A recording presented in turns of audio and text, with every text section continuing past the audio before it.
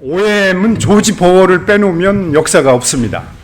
그래서 지금 조지 버워가 38년생, 지금 한국 나이로 8세인데 지금도 365일 은퇴가 없습니다.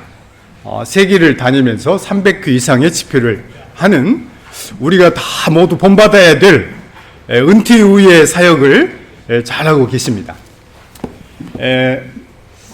이 조지 버워의 다큐멘터리가 최근에 크리스찬 텔레비전 어소시에이션이라고 하는 UK에서 약 60분짜리 다큐가 나왔는데 오늘 보여주지는 않겠습니다. 이것을 제가 여러분들에게 필요하시면 공유할 수 있도록 하겠습니다. 거기에 보면 조지 버워는 거기 찾지 마세요. 제가 안 넣었어요. 왜냐면 제가 알레르기가 좀 있어요. 왜냐하면 원고를 한번 썼는데 제가 존경하고 가까운 분이 저에게 아주 그 이후부터 사이가 안 좋아져 가지고 제가 다음부터는 신중하게 검토를 받고 해야 되겠다. 그래서 제가 진행 측에는 말을 했어요. 그래서 지금 제가 이제 왜 제가 그렇게 말했는지는 마지막에 말씀드리겠습니다.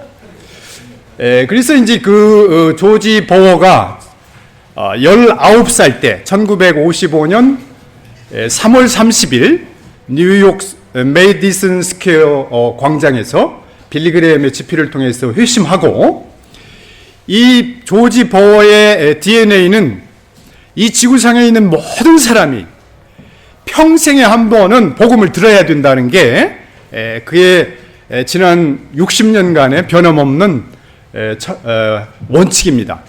그래서 OM은 57년부터 두 친구 데일 로튼, 그 다음에 월터 보차드가 멕시코로 전도여행을 떠난 것이 지금까지 조지 버워는 일관되게 그 복음 전하는 것을 감당하고 있고, 그래서 문서 전도를 시작했는데 거기 멕시코에 가서 서점을 운영하고 방송국을 빌려서 또 복음을 전했습니다. 그래서 OM은 문서 사역을 가장 활발하게 하는 사역입니다. 그래서 성경 번역은 못하지만 그것을 배포하는 일은 OM이 최고 잘합니다. 그래서 그 일을 배를 통해서 1년에 100만 명 최소한들에게 복음을 전하고 있고, 지난 45년간 4,500만 명에게 배가 세계에 다니면서 복음을 전했어요. 그래서 OM은 항상 책을 이렇게 갖고 다녀요. 그래서 OM은 항상 이렇게 책을 갖고 다니는데, 이 조지 버워의 Drops from Leaking Tap, 이 약한 나로 강하게, OM의 이영규 박사가 이걸 작년에 로고스 호프가 한국에 방문을 계기로 번역을 잘했어요. 그래서 조지 버워의 지난 60년간의 사역을 여기에 잘 번역해놔서 제가 이 OM 역사를 첫 장에 소개를 해서 좀 제가 원고로 나중에 정리가 되면 보내드리겠고요. 그 다음에 로고스 스토리가 같은 동역자였던 데이드 로튼의 사모님 아이렌 로튼인데, 이분은 원래 고등학교 교사 선생님이었는데 데이드 로튼하고 결혼을 해서 이제 사실은 터키를 1963년에 들어가서 OM이 터키에서 사역을 제일 먼저 했고, 특별히 한국인 김성훈 선교사가 18년 동안 사역을 하면서 잘 교회를 개척하고 현지인에게 이양하고, 지금은 고신대학교 선교대학원의 교수로 사역하고 있는데 고신 측에서는 보배가 들어왔다고 한답니다. OM을 한번 하면 잘합니다. 그래서 이 로고스 스토리를 또 읽으면 왜 OM이 배를 샀는가. 15분 남았습니까? 많이 남았네요. 그 전에 저는 끝날 수 있습니다. 이 로고스 스토리를 들으면 우리 임윤택 박사님이 로고스에 타셨기 때문에 제가 로고스에 또 갔는데, 이 로고스를 이야기하면 사람들이 다 이 배를 띄우기 위해서 OM이 생겼나 그러는데, 원래 OM의 관심은 이 배가 아니고 인도였습니다. 모든 사람에게 복음을 전해야 됐기 때문에 조지 버우가 초창기부터 63년도부터 관심을 가진 나라가 인도인데, 인도가 가장 가난하고 인구가 많고, 그래서 인도에 복음을 전하는 쪽복음이나 사람들을 훈련하는데 가장 적합한 툴이 배로 생각을 했습니다. 그래서 가장 많은 문서를 트럭으로 싣고 다니다 보니까 시간도 많이 걸리고 또 여러 가지 고생이 많아서 배를 사용했는데, 배를 통해서 OM 인도 지도자들 양성하고 문서 사역을 효과적으로 했습니다. 그래서 지금 제가 90년대에 로고스가 이제 들어가고 난 뒤에 인도 출판사가 있어요. 근데 인도 출판사에서 벌써 90년대 말 2000 초에 200만 불 매출을 한다고 하더라고요.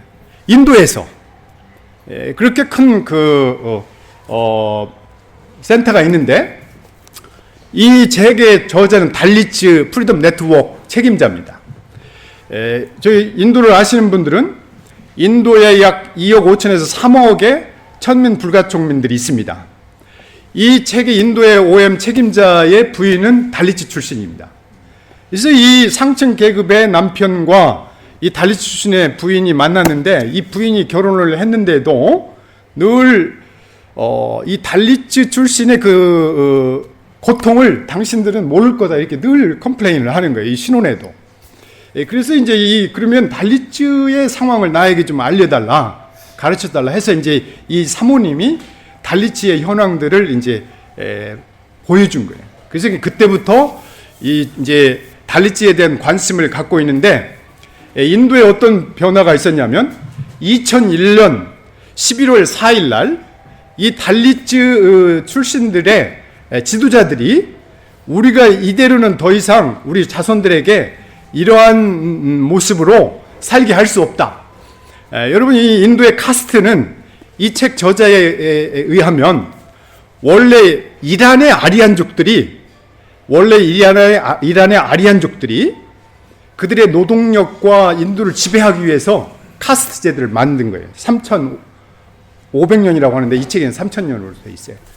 그래서 사실은 이 카스트는 힌두이즘에서 나온 게 아니고 이란의 아리안족들이 그 인도를 지배하기 위해서 만든 제도인데, 인도 사람들은 이제 그걸 운명으로 믿고 있죠.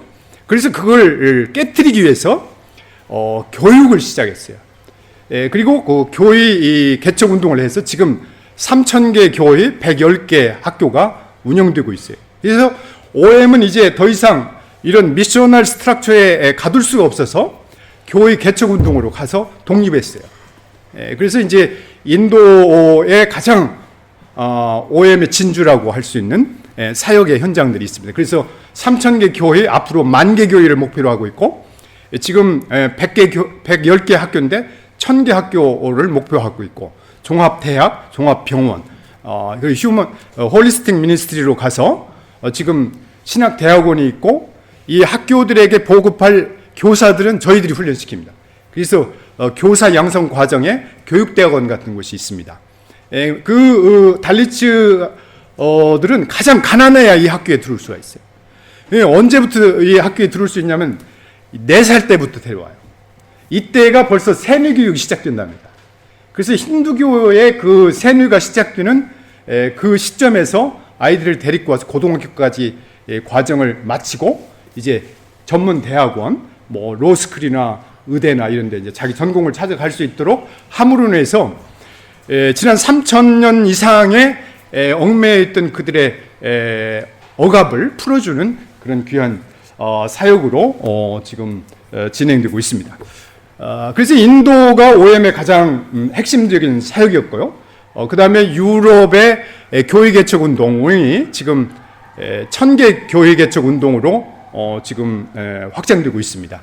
그 다음에 모슬렘권에 1,000명 이상이 사역자가 있고요. 그 다음에 이제 오늘 피어슨 박사님의 지금 시대의 변화에 따라서 OM은 어떻게 변화해야 될 건가 하는 거를 저희들이 지금 글로벌 플래닝 팀으로 지난해 10월, 9월부터 형성이 돼서 지금 그 작업을 하고 있습니다.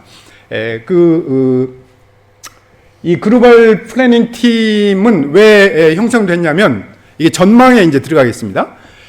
이 글로벌 팀의 형성은 목적이 이제 110개 나라에서 6,500명이 사역을 하다 보니까 이제 더 이상 과거의 그런 기존의 형태로는 사역을 계속 하다가는 분리가 되든지 우리 내부 간에 갈등이 많이 있을 그러한 소재를 갖고 있기 때문에 지금 이제 글로벌 플래닝 팀들이 이 가버넌스, 리더십, 매니지먼트 이 영역에 대해서 우리가 이것들을 잘 다루지 않으면 앞으로 심각한 우리의 문제들이 이 내부에서 일어날 수가 있다.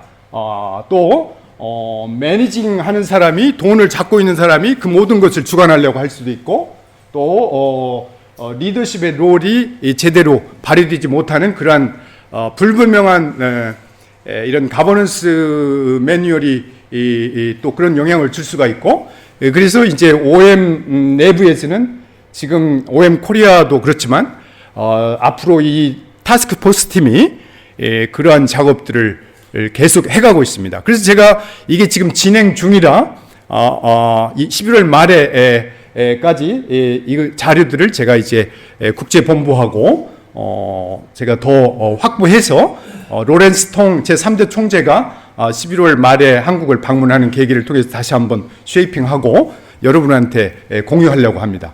제가 총재도 아닌데 국제 OM의 그 모든 것들을 말하는 거는 내가 상당히 부담이 돼서 그런 절차를 가지려고 하고요. 그 다음에 이제 이런 작업들이 진행되는 동안에 저희들이 초청한 인사가 외계에 있는 제이슨 댄브릭인가 오퍼레이션 월드라고 하는 책을 편집하는 편집장이 이 팀에 들어와 있습니다.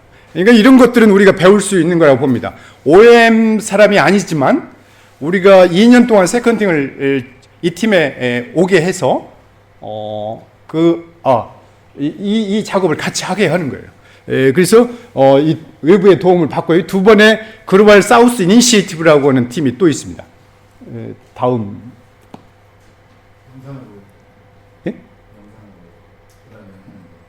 그러면 조금 해주고. 이 제가 보여줄 프레젠테이션은 글로벌 사우스 이니시에이티브인데 2025년까지 저희 OM이 글로벌 사우스에서 그러니까 라틴 아메리카, 아프리카, 아시아에서 7,000명을 동원하자. 7,000명을 동원하는데 후원을 어떻게 할 것인지. 이 나라들의 경제적인 상황이나 이런 것들로 인해서 후원을 그러면 어떻게 마련하고 이 사역자들이 OM과 같이 일할 수 있겠는가.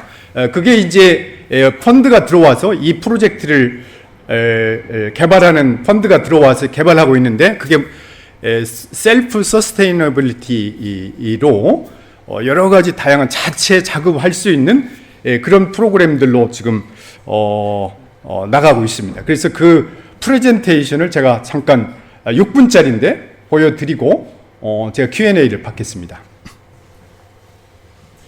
This OM project shares OM's heart to reach the least reached and transform lives and communities.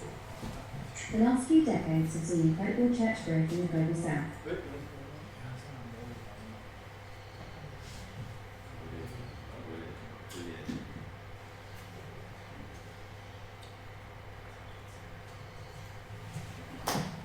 Welcome to the Global South Initiative. This OM project shares OM's heart to reach the least reached and transform lives and communities. The last few decades have seen incredible church growth in the Global South.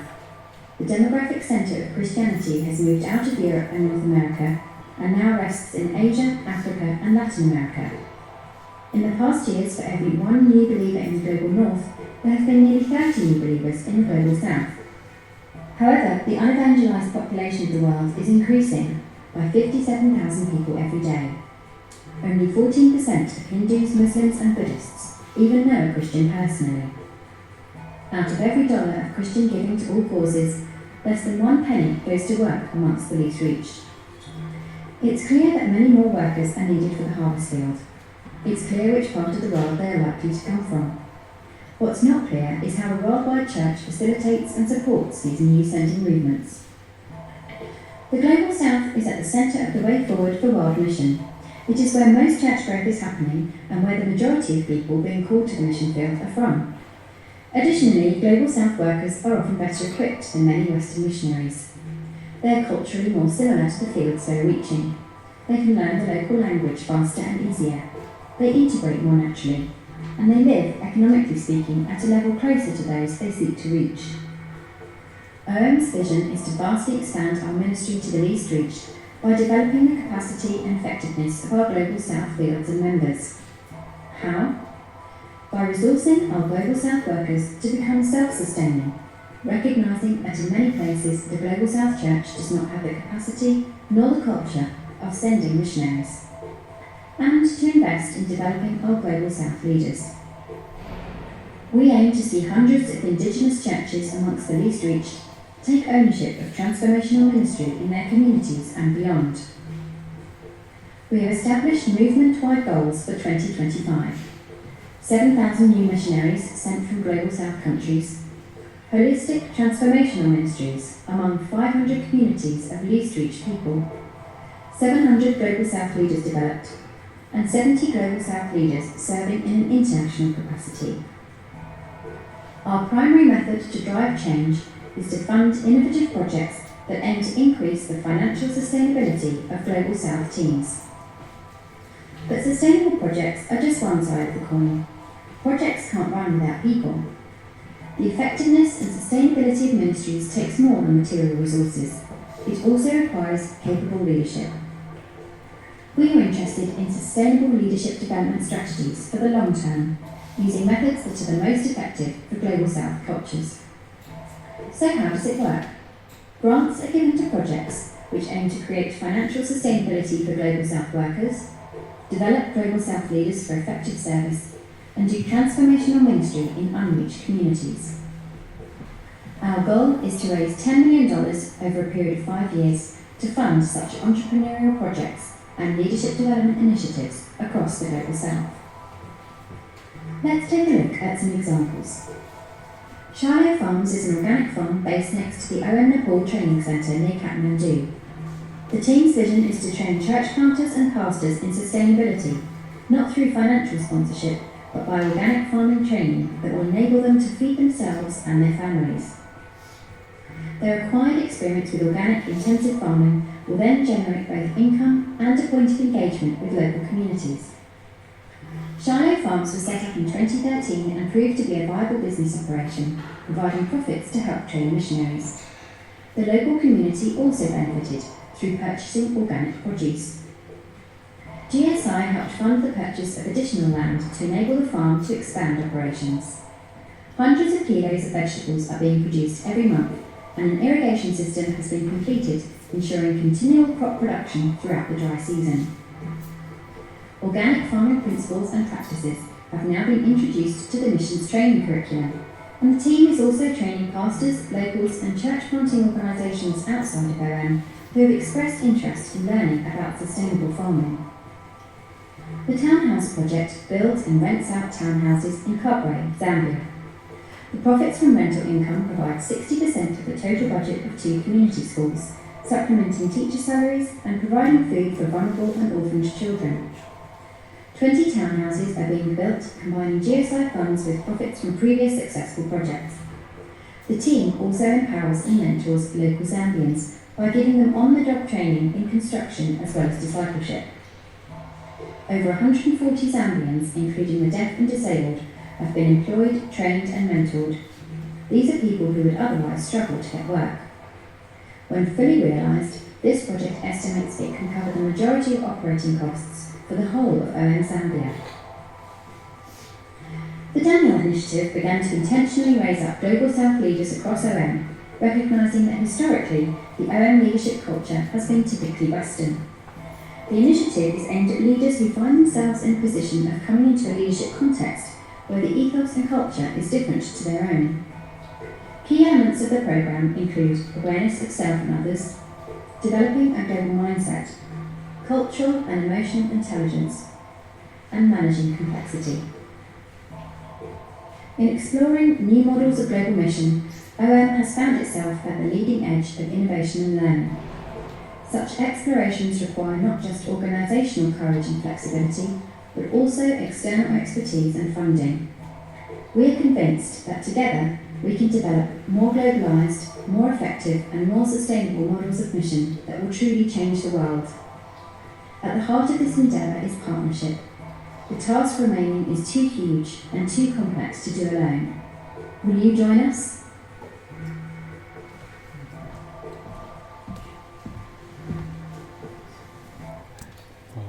시간이 좀 남았나요? 네, 이것을 끝내고 Q&A 받겠습니다.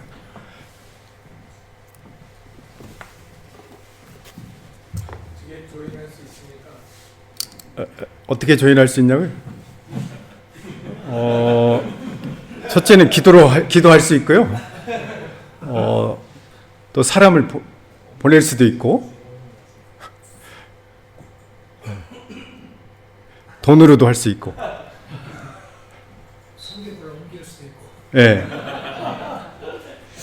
우리 박기호 교수님한테는 제가 이 책을 하나 드리겠습니다. 인도에 대한 제가 아티클을 어제 너무 좋은 거 받아가지고. 예, 예. 이런 구상들을 다른 목회자들도 제가 보긴 하는데, 예. 앞으로 미래 선교에서 사람은 이상 세계에서 오고 돈은 서구에서 스틸 오는데 한국의 역할은 뭐라고 생각하십니까? 한국의 역할이요?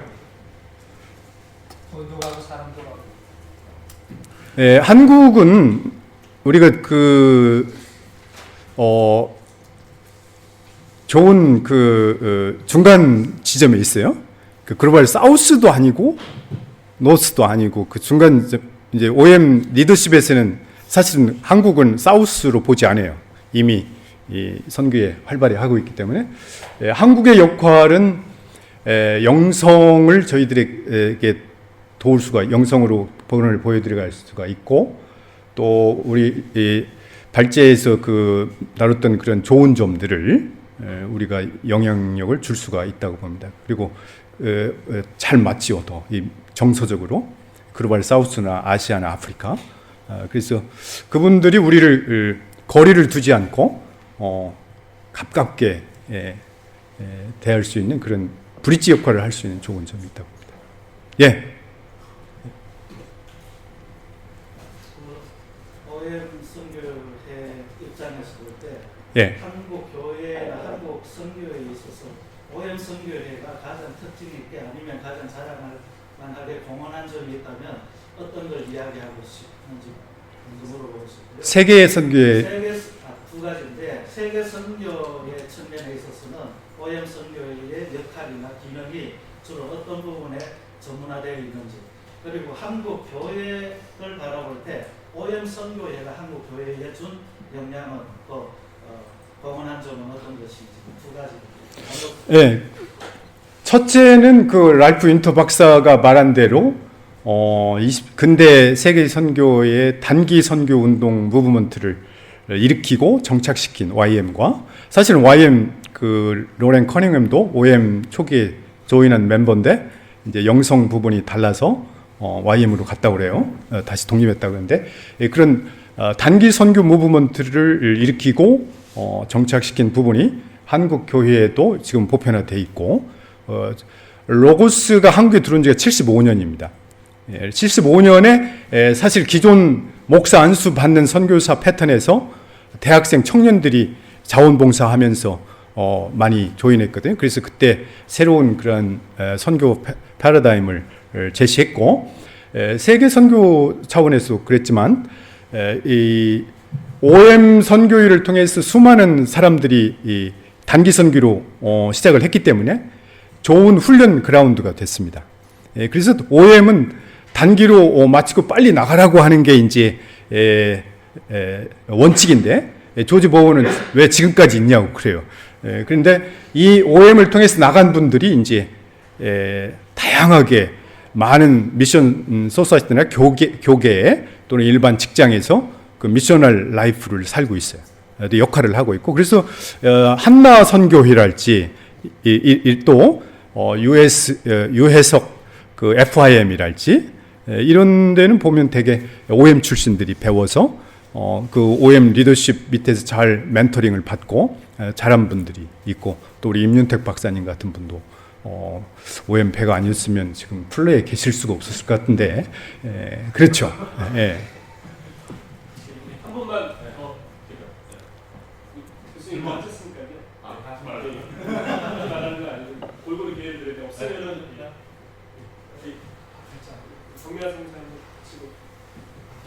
지금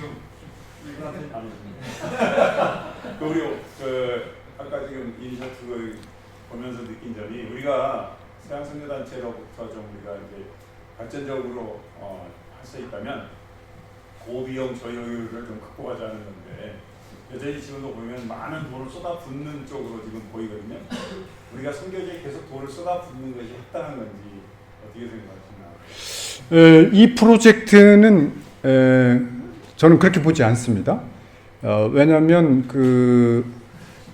이 오가닉 팜이랄지 이런 것들을 생산함으로, 제가 중국을 방문했어요. 스촨성에 지진이 일어나서 OM이 시작이 됐는데, 스촨성의 오가닉 팜에 가니까 오가닉 팜에 약 5, 60명의 핸디캡 장애자들을 거기에서 돌보고 있었는데 자급자족을 하고 있었어요. 그러니까 이 팜에서 나오는 돼지가 있고 또 닭이 있고 농장이 있어서 거기에서 나오는 그러한 부분들로 자급자족이 되고 있었고요. 그래서 중국 정부가 이런 부분에 상당히 그 관심을 갖고 중국 공영방송이 이걸 전국에 크리스마스 시즌에 한 40분 방영한 걸 제가 봤는데, 왜냐하면 거기에 일하는 워커들이 여기에서 자급자족을 할 수 있었기 때문에 장기적으로는 어떤 투자 비용은 들겠지만 장기적으로 봐서는 자체 운영할 수 있는 셀프 서포팅 가능한 그런 개념입니다. 이게 셀프 서스테이너빌리티는 우리가 매달 지급하는 게 아니고 예를 들어서 몰도바에도 그런 농장이 후원을 받아서 지금 잘 운영이 되고 있고요. 근데 OM이 굉장히 지금 과거에 1, 2년 단기 프로그램이 지금 시간이 지나면서 이렇게 변했기 때문에 지금은 과거의 그런 파라다임으로 OM을 보면 이해가 안 갑니다.